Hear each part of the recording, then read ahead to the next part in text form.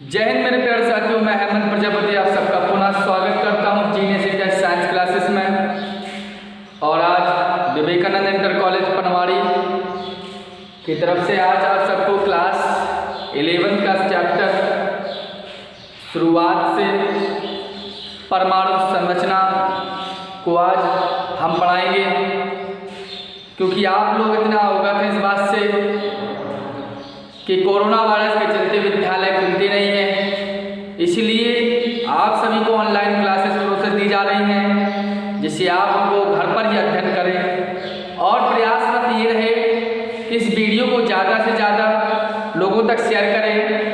Any कोई problem तो आप हमारे कमेंट बॉक्स में हमें अपनी समस्या, जो भी परेशानी हो वो हमें बताएं, और चैनल को सब्सक्राइब करना मत भूलें। तो हम चलते हैं आज हम क्लास 11 देखते हैं। हम पहला लेसन देखते हैं परमाणु संरचना।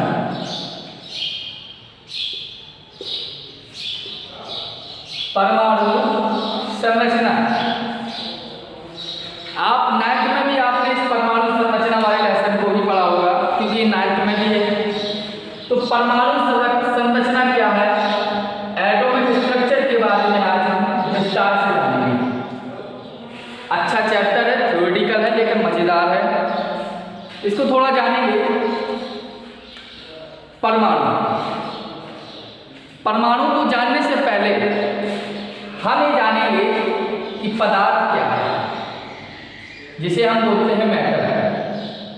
क्या है मैटर, क्या है पदार्थ? पदार्थ को एक चीज बोलते हैं जिसका नाम होता है द्रव्य, और आप एक चीज और जानते हैं जिसका नाम होता है द्रव। यानी द्रव्य क्या है और द्रव क्या है। द्रव्य को बेसिक रूप से ही हम मैटर बोलते हैं, लेकिन द्रव को हम लिक्विड बोलते हैं। बात कंप्लीट। द्रव्य जो होता है वो पदार्थ ही कहलाता है, लेकिन द्रव जो होता है वो लिक्विड होता है इंग्लिश शब्द में। जितनी भी तरल पदार्थ होते हैं, तरल वस्तुएं होती हैं, वो सभी द्रव कहलाती हैं। और द्रव्य चाहे वो ठोस हो, चाहे गैस हो, चाहे खुद द्रव होना हो, वो द्रव्य में आती है। यानी द्रव्य यानी पदार्थ को 3 भागों में बांटा ही गया है, ठोस, द्रव, गैस। साथ साथ में 2 और भाग भी हैं, आपने 9th में पढ़े होंगे, प्लाज्मा और बीईसी, बॉस आइंस्टाइन कंडेंसेट। तो हम चलते थे परमाणु संरचना के बारे में।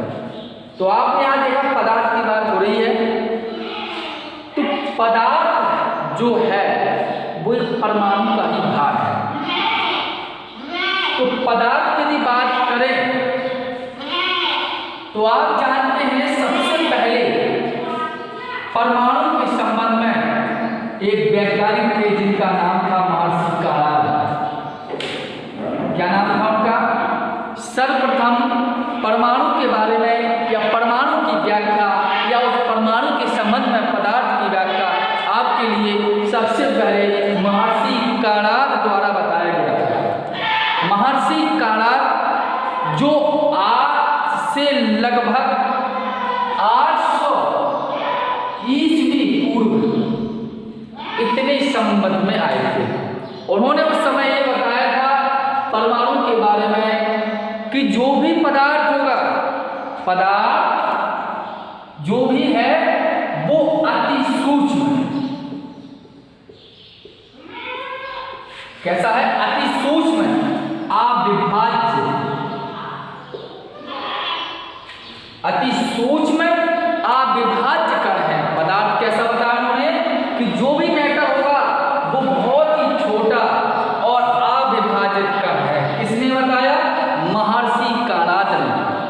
महर्षि काणाद ने जो बात बताई पदार्थ के बारे में, उनका कहना था कि प्रत्येक पदार्थ अति सूक्ष्म अविभाज्य कणों से मिलकर बना होता है, अर्थात कि पदार्थ को छोटे छोटे कणों में विभाजित नहीं किया जा सकता।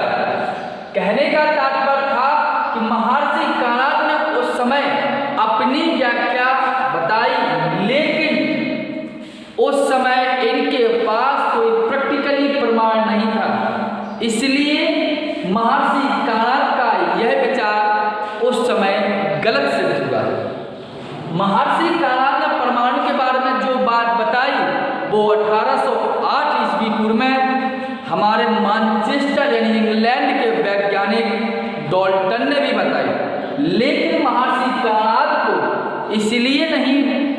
प्राथमिकता दी गई, क्योंकि महर्षि कणाद के पास कोई प्रैक्टिकल प्रमाण नहीं था कि प्रत्येक पदार्थ अति सूक्ष्म अविभाज्य कणों से मिलकर बना होता है, जिसे उन्होंने परमाणु की संज्ञा दी, परमाणु बताया।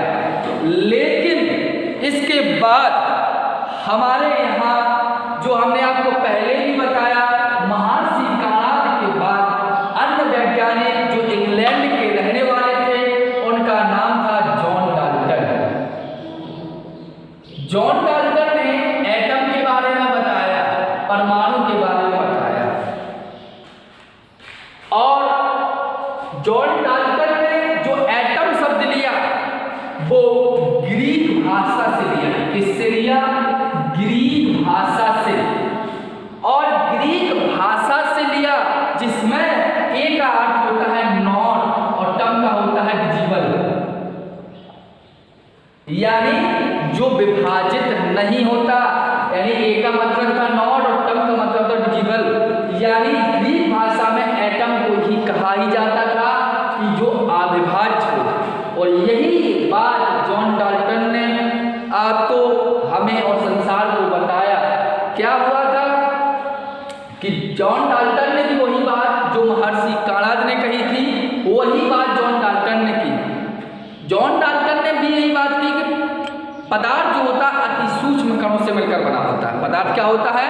पदार्थ अति सूक्ष्म यानी छोटे छोटे कणों से मिलकर बना होता है। ये तो जो महर्षि कणाद ने कहा वही डाल्टन ने भी कहा, वही डाल्टन ने भी कहा। बट साथ साथ में जॉन डाल्टन ने जो बताया, जब उस समय उनके पास प्रमाण थे, प्रैक्टिकली प्रमाण थे, तो जॉन डाल्टन ने बताया कि पदार्थ अति सूक्ष्म कणों से मिलकर बना होता है। साथ में ये भी कहा था कि प्रत्येक पदार्थ को भौतिक अथवा रासायनिक विधियों द्वारा विभाजित नहीं किया जा सकता, ना तो भौतिक विधि द्वारा ना ही रासायनिक विधि द्वारा इनको विभाजित नहीं किया जा सकता। किनको? परमाणु को। लेकिन क्या हुआ 19वीं सदी तक जॉन डाल्टन का यह विचार हर व्यक्ति मानता रहा, हर सभी ने माना और इन्होंने प्रमाण भी दिए। लेकिन 20वीं सदी में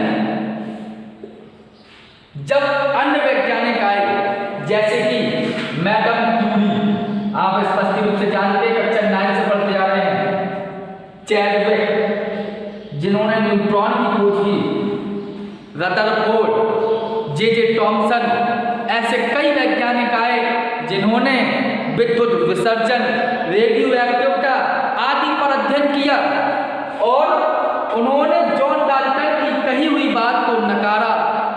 उन्होंने बताया कि परमाणु को, जो परमाणु होता है वो छोटे छोटे कणों से मिलकर बना होता है, लेकिन परमाणु को हम अविभाज्य कण नहीं कह सकते। परमाणु को विभाजित किया जा सकता है, लेकिन को विभाजित किया जा सकता है तो उनके मूल कणों में विभाजित किया जा सकता है। किस में किया जा सकता है? मूल कणों में। क्योंकि जॉन डाल्टन ने तो बताया कि प्रत्येक पदार्थ की सूक्ष्म कणों से मिलकर बना है, जिसे भौतिक अथवा रासायनिक विधियों से भी विभाजित नहीं किया जा सकता, अर्थात परमाणु भी एक अविभाज्य कण है। लेकिन 19वीं सदी तक इनका यह विचार चलता रहा। लेकिन 20वीं सदी में मैडम क्यूरी, जे टॉमसन, चैडविक, रदरफोर्ड, गोल्डस्टीन आदि कई वैज्ञानिक आए जिन्होंने विद्युत विसर्जन, रेडियो एक्टिविटी आदि पर अपना अध्ययन किया और बताया कि परमाणु अति सूक्ष्म कणों से तो मिलकर बना, लेकिन इसको छोटे छोटे कणों में भी विभाजित किया जा सकता है। अविभाज्य कण नहीं है, विभाज्य कण है। इसी प्रकार विभाज्य कण जो वो है उनके, वो है इलेक्ट्रॉन, प्रोटॉन और न्यूट्रॉन। इसमें इनको विभाजित किया जा सकता है। अभी कुछ अगले पार्ट में या नेक्स्ट लेक्चर जो चलेगा उसमें हम इनकी तीनों की खोज बताएंगे, बहुत ही रोचक खोज है। अब आपको एक बात बता दूं, कहा तो जाता है कि परमाणु को मूल कणों में विभाजित किया जा सकता है, मूल कणों के साथ साथ इन्हें अन्य कणों में भी विभाजित किया जा सकता है, जैसे कि प्रोटीनों, एंटी न्यूट्रिनो, पाई मेसान। आज वर्तमान की स्थिति में यदि हम देखें तो 30 मूल कण हमारे पास ज्ञात हैं।